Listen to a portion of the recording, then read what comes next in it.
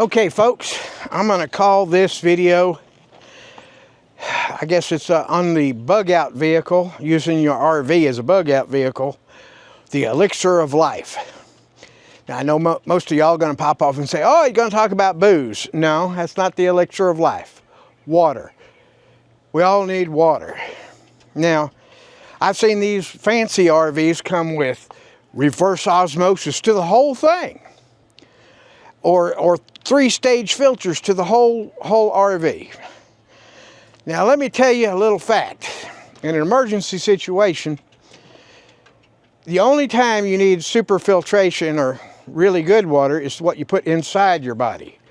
What's on the outside doesn't have to be that pure. Clean is good. Pure, save it for what you put inside your body. I mean, even in your get home bag, I don't call them bug out bags, because if you have to leave with a backpack, well, I wouldn't never make it. I wouldn't survive it. I might survive it in an RV because you got your shelter covered right there. You know, you got some shelter. But as far as water goes, remember when you're parking your RV in a location, let's say you found a farmer that will let you help out on the farm for exchange for a place to park. You park next to a pond. Now that pond water looks green. You wouldn't want to drink it, but let me tell you something. It's got algae and stuff growing in it. That means there's life in that water, so it's not exactly toxic. But you don't want to drink all the little cooties in it. So, now, I don't have the money to get the pre-filter stuff. Maybe if my videos take off one day, I'll be able to get it. But right now, it's not possible. But below, I'm also going to put a link to all these products so you can see them. Now, pre-filtering the water in your tank. Now, if you can, try to get an RV with excess of 50 gallon of fresh water storage. 100 gallons better.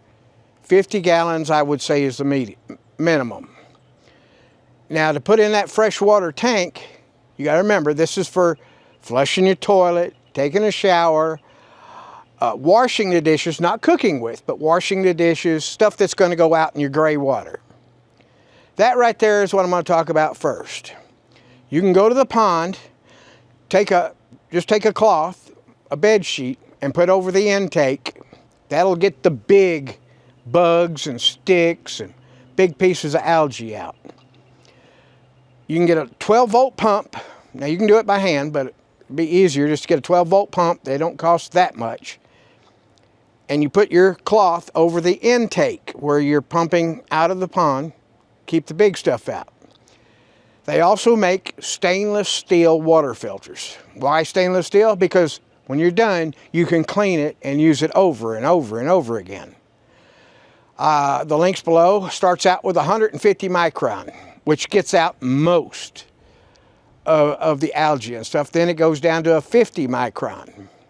So you're going to take this and you're going to put it in your water bladder, because your RV is probably going to be a couple of 100 feet away from your water source. You don't want to park right on top of your water source, because when it rains, those water sources flood. And these RVs don't float very well. So anyway, you don't want to be right on top of your water source. You want to be conveniently close. All right, so you can get a wheelbarrow, or preferably a water bladder. You stick in the back of your truck, you go down, you fill up your water bladder, and then you dump it into your RV. This is for your cleaning and flushing toilets and stuff like that. Now, as far as your drinking water, even that water that you've put in the RV, you can still use that. And this is the cheapest thing I've found right here. And I'll put a link to the kit. This is a ceramic water filter. You would drill a hole in the bottom of your 5-gallon bucket, screw that in it, and overnight it would drip whatever water you put in the top, the stuff that came out of your sink. And this is 0.05 microns. You know, the water you put in your tank, you can put a few, I wouldn't say drops. When you're getting up to 50 gallons, you need a couple of ounces of chlorine bleach into the tank. That kills all the living creatures. And this filters out the dead bodies. And this, with a Scotch-Brite pad, you can clean the outside of these to where one of these will last, you know, I'm going to say a family of 4 could last, for drinking and cooking only, is going to last you a good 6 months. And the one I'm putting below actually has the kit to make 2 5-gallon, out of 5-gallon buckets, the little faucets there. So this is a kit. That's about the cheapest thing you're going to run across. For those of y'all that have a bigger budget, everybody knows about the Berkey water filters. So you take that semi-filtered water that you dug out of the pond and treated with chlorine, and you pour it in the top of your Berkey, and the next day you got 3 gallons of drinking and cooking water. So that's what you go in your body. Now, if you can afford it, even right now, I would not use reverse osmosis to go through the whole RV. That's just a waste. Even a 3-stage filter, you know, you're pouring city water in it to start with, which is supposedly potable. If you're going to get an RO filter, reverse osmosis, just put it under your sink and have a separate little thing where you only use that water for what you put in your body. Reverse osmosis is probably the best. And if you live by the ocean, you can get a reverse osmosis machine that goes on boats. Quite expensive, but the ocean is full of water. You just have to get the salt out. So what I am basically saying is you don't need a lot. Now, if you have the ability, you can go down to like a 25 and a 5 micron with the stainless steel filters. But I wouldn't do that straight taking it out of the pond. You know, you use your 150 and 50 micron to get it into the water bladder. And then when you're pouring it out of the water bladder, you can use your smaller micron stainless steel filters. Like I say, the stainless steel filters, you can back flush them, you can clean them, you can use them over and over again. Needless to say about that, what you put in your body needs to be the most filtered. You don't need super filtered water to flush your toilet. Now, as far as accessing water, out in the desert, if you're stuck out there, you're going to have an even bigger problem.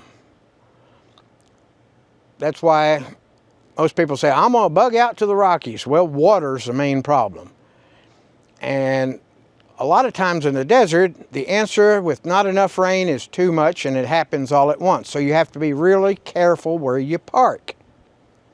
You also don't want to be dumping your gray water where it runs down the hill into the pond.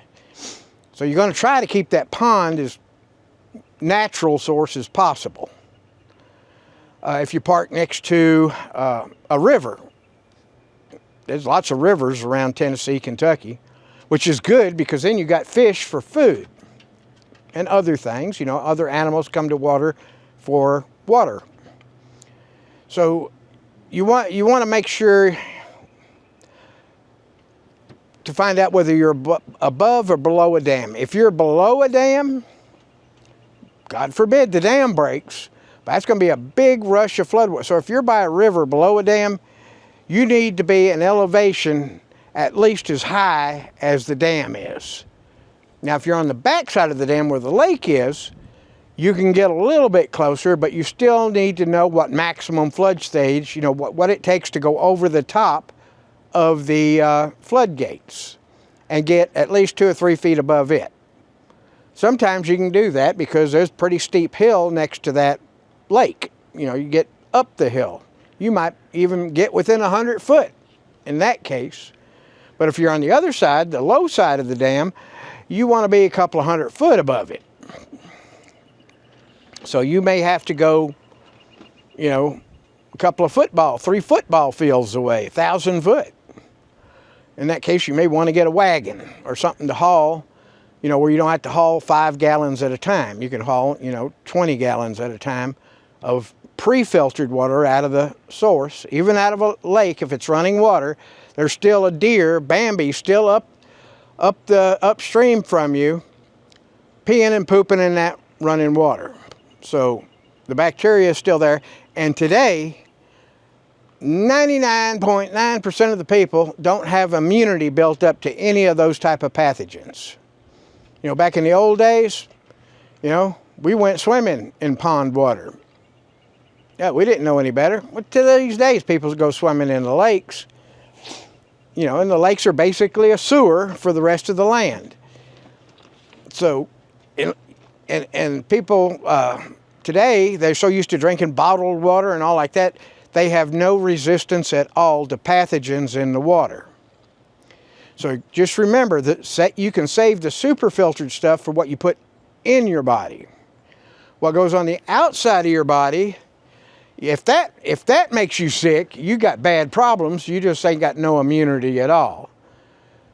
So a lot of us out here could probably drink stream water because we're used to it.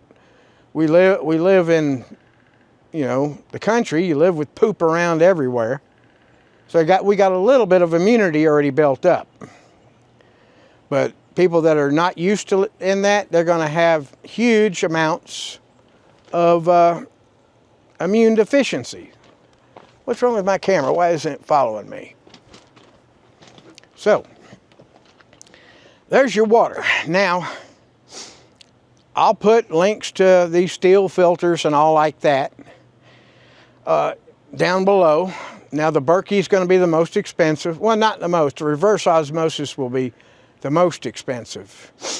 And when you're shopping for an RV, like I say, try to find one with the biggest tank, freshwater tank you can, because, you know, there's going to be rainy days. You don't want to be trudging through the mud down to your water source.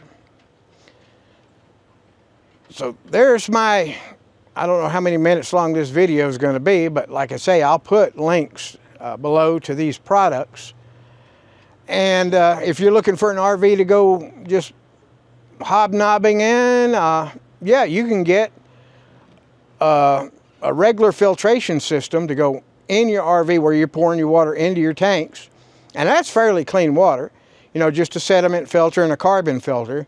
And then underneath your sink where you actually get your drinking or water that goes in your body from, you can put a little household reverse osmosis filter up underneath that sink.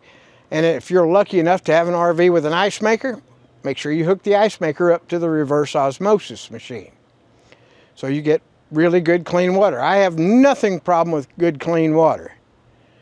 I mean, personally, I like the way distilled water tastes, but that's just me.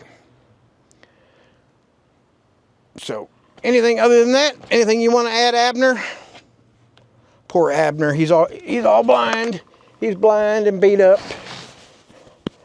He'd drink dookie water, wouldn't you? You don't care. You roll around in poop. So there's my 2 cents on water for your RV.